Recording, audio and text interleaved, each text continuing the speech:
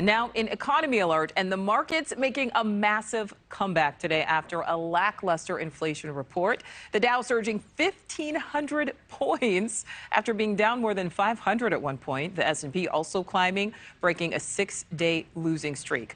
A key inflation report released today shows last month's consumer prices came in higher than expected. Inflation rose 8.2% over the last year, and the news comes the same day as millions of Americans on Social Security will get an 8.7% cost of living increase due to inflation. That is historic.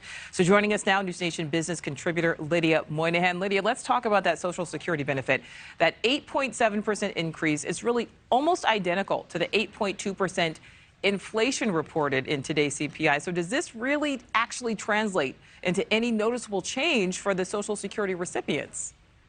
Well, it's very similar to that 8.2% number we got today, but it's a little shy of that 9.1% high watermark we saw with inflation earlier this year. So it's not even really commensurate to the rate at which inflation is increasing. Certainly good news for seniors who are on a fixed income, but it's really just kind of a cost of living raise, not even keeping pace with the price of food and gasoline. And that will go in effect next year. And it just seems like kind of a concession on the Biden administration's part that this is a stubborn inflation problem that isn't going anywhere.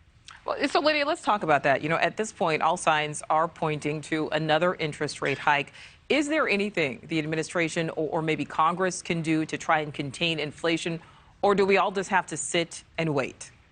Well, it's sort of the consequences of our own action. We have been spending dramatically the past few years in a way that sort of discouraged people from working. And we passed the Inflation Reduction Act, which injected more money into the economy. And of course, the issue with inflation is there's too much money chasing too few goods. And now there's even more money chasing the same amount of goods. And so I think the die is cast. And now it's just a matter of sort of watching this work through the system. But I don't think there's going to be any quick fixes. Well, Lydia, you mentioned the food prices increasing. We saw some of the steepest food price increases, more than 11% up in September. Is there any chance of any relief before we head into the holiday season? I know, and it's interesting that overall CPI number doesn't reflect the fact that some people are feeling more than 8% or 0.2% inflation.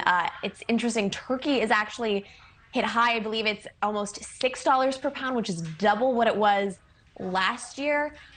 So a lot of those holiday foods, I think we're going to be paying a premium on. And those are going to be some expensive turkey sandwiches for leftovers. All right, Lydia, thank you. Thank you for watching. Go to newsnationnow.com to find NewsNation on your television provider. And don't forget to click the red subscribe button below to get more of NewsNation's fact-driven, unbiased coverage.